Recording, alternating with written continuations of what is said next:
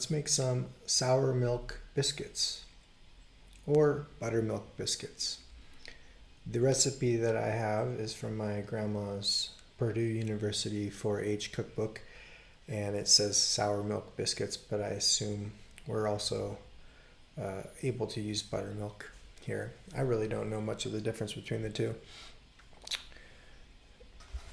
Let's start off with what we need equipment-wise. Parchment paper, whisk, sharp knife to cut the biscuits, or a round cutter of some sort, or you can use just a glass. I hear on the internet a lot of the videos I use to research this, how to properly cook buttermilk biscuits. They say using a sharp knife or cutter of some sort allows for cleaner edges, and that way you get the rise that you want, and I think that is logical to me. What else? You need a rolling pin, spatula, plastic wrap, cheese grater. I'm going to use the large side, and a pastry cutter of some sort. Also, you can use a cast iron pan. I think that's pretty cool. Or, obviously you can use a sheet pan. It's all good. So that's our equipment that you're going to need. And, large bowl, obviously, and little vessels for your dry ingredients and all that kind of stuff. But that's about it. Let's get into it.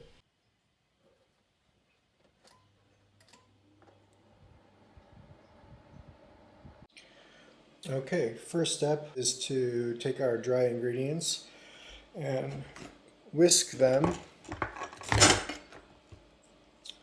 together, all together. So we got our baking powder, salt, and all these measurements you can find in the link below. I'll have a recipe that'll link to my Jammin preserved website. Here's the baking soda and salt. Okay, baking powder, salt, baking soda, and flour, and we're going to whisk this nice and well. We want to get them all incorporated. I see all the dust flying in the air. Make sure to breathe that in. Tastes good. Okay, so I think that's whisked well. What's number 2 is coat frozen butter with the flour and grate. Okay, we got a grater. It might be a good idea is just to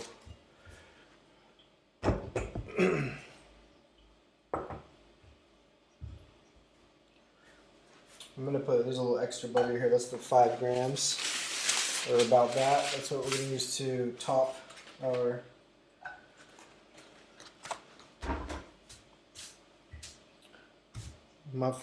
biscuits.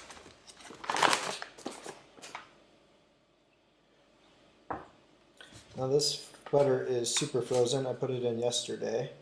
Probably should have waited out before I put it in the freezer, but I didn't. So it's a little bit more difficult to cut, but that's fine.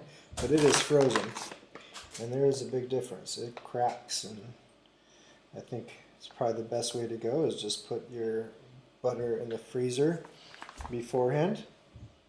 Okay, so da-da-da-da-da. I don't want to waste my flour, so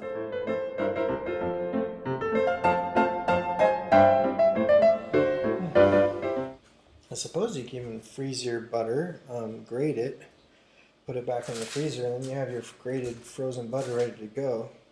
I bet you it'd make it even more cold. So you do it a day ahead of time. Probably will do that next time if you're thinking ahead. Okay, there we go. Got a buttery hand and a grater. And that's what we got there. Let's butter into there. Now, the original recipe was a lot less butter, but I like butter, so I added extra butter to the recipe. So here we are. We've got our dry ingredients and we're mixing in our frozen butter. And we pretty much just want to have the butter coated with the flour, and I think that's it. I think we're good here. We're going to mix the buttermilk in with the dough. Now, we're just going to do this in thirds, okay? So we're going to do like a little bit. That's probably a little more than a third, but that's okay. And we're going to mix in the buttermilk. I made some homemade butter, some what do you call it? Some I can't think of it right now, but I made butter with whipping cream and buttermilk, and I let it sit for 2 days, and then I just whisked it or blended it with a stand mixer until it started to curd, and then I just strained it out and I got butter. And this is actually the leftover. This is the byproduct. I'll be home to start serving you. I'll be home, my darling. Please wait for me. Wait for me. I'd walk you home in the moonlight once more. I would say flour the surface, but it's pretty floured already, so that's not really going to be a problem. You want it to be as flaky as possible. We're trying to make flaky biscuits here, so what we want to do is just press it out, and we're going to go with 8" by 11" rectangle. I know my shapes. Okay, so that's what we're going to do. Just going to press it out. Should probably flour that. Okay. And we're just going to press it out. And let's see what we got here. 8 by 11. Let's see. One. So we already got there 8" tall. Let's go for 11" wide. And at this point, I don't think it's super serious, is it? But maybe instead of using my hands, I could probably use this. Might be better. Okay. And I'm sure the first fold's going to be a little crazy, but we're just going to fold this into thirds here. Doesn't have to be perfect. What do we got? Hey, look at that, 8 by 11. I guess we all know what a piece of paper looks like, don't we? Okay, so it doesn't really super fold, but hey, we're trying our best here. And oh, we lost a soldier over there. That's okay. Okay, now we're gonna try it again. So it's not too bad. This is definitely not going as smoothly as I thought it would, but you know, it's okay. We're just gonna do the best with what we got. Oh, look at that. I've seen worse. Okay, and we're gonna do it again. Eventually it's gonna turn into a dough, but it's kind of nice that it's crumbly like this. Okay, we're gonna do this 5 times. So that was 1. So now here we are at our 5th fold, and it's really not coming together as much as I want, but I think it's going to be okay. So what we want to do now is we want to press it out into a 7.5" square. So that's just the way this recipe came out. So you kind of probably smash it down a little bit. And I'm going to have to use my hand a little bit there. And we're going to go for 7.5" square. So we got that's 7. And we want to make it kind of up to there. So let's just Squish it out a little bit. Mm-hmm.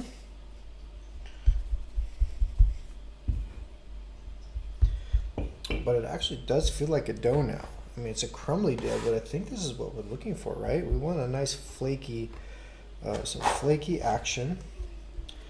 And here we got, let's see, we're gonna get a little bit wider, let's see. And I'm not sure if I want to cut, I think I want to cut them into squares. I don't know. Feeling squares today. And I got my nifty little sharp knife I just sharpened. So I think we're gonna go with some squares and we can go from there.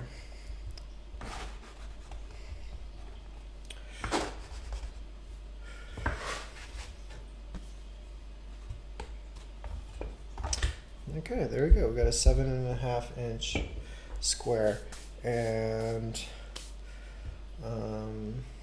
let's make some biscuits. We want to make some nice sharp cuts. I'm even going to wipe it off a little bit and sharp cut.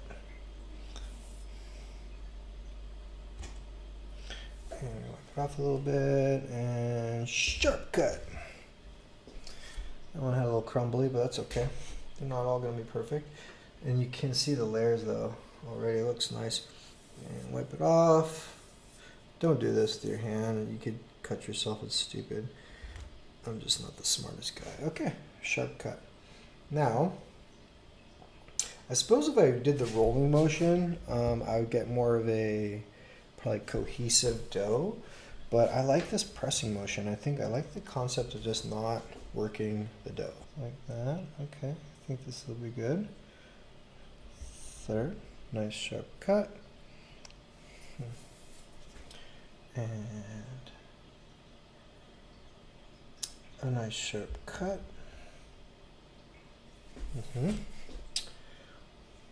And trying to make a nice square.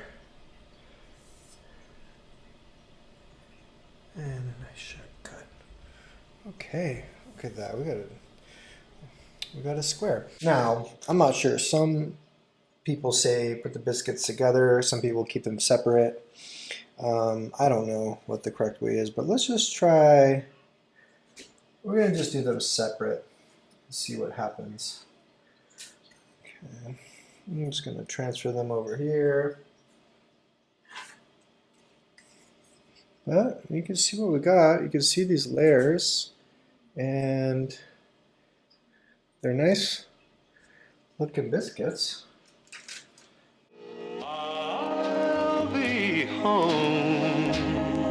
I had the foresight to make space in the refrigerator for the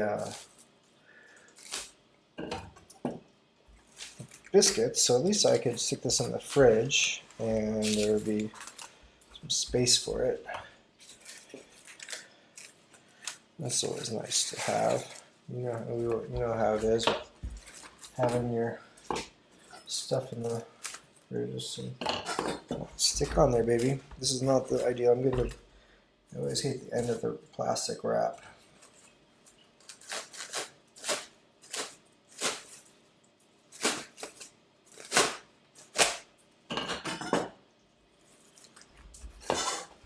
Okay, it's like I never did this before.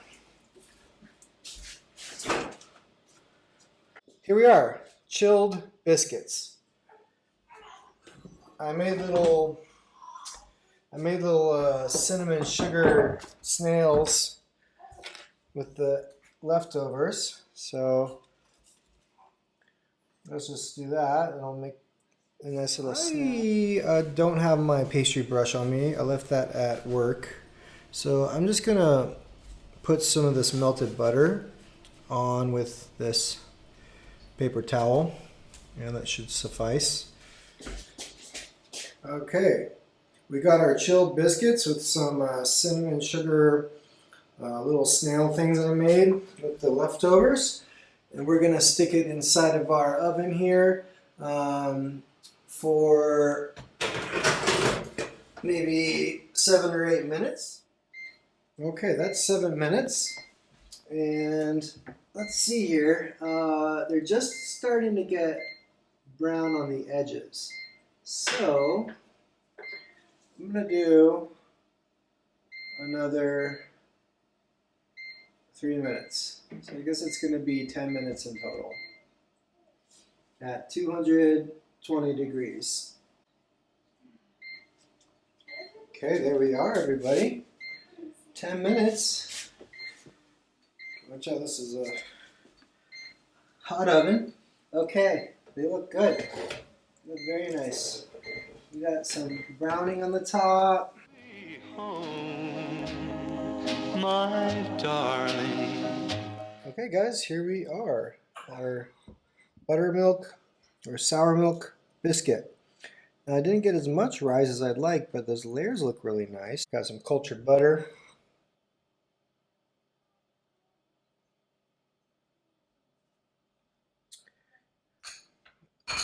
Lordy, what is going on with me today? I'm going to do butter on both sides. Why not? I mean, if we're going to do it, we're going to do it right. This is definitely not for your health, is it? Okay. And this is some homemade blueberry jam that I made. And if you like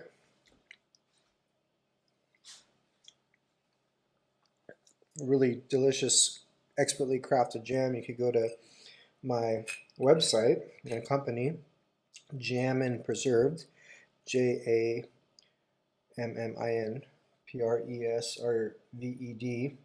is the name of the company, and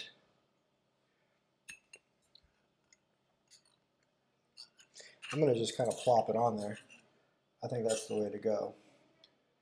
I'm doing it right. Now, and if you want to go to the website, I'll put it up there, and it's JMMN, which this was the top one, wasn't it?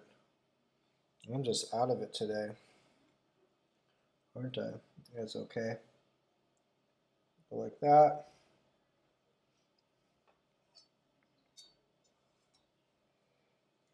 Go like that.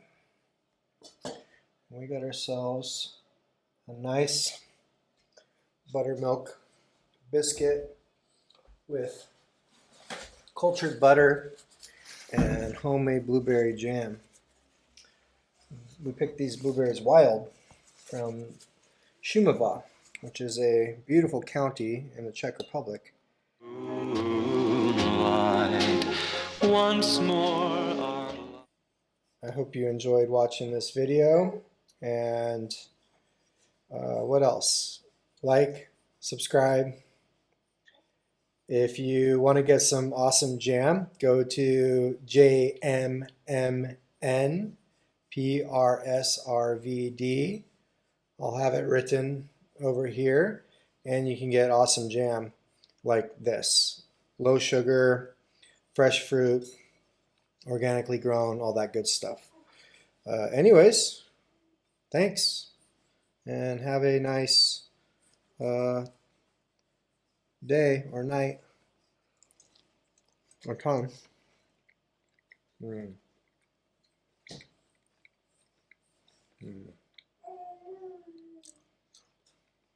Nothing like it.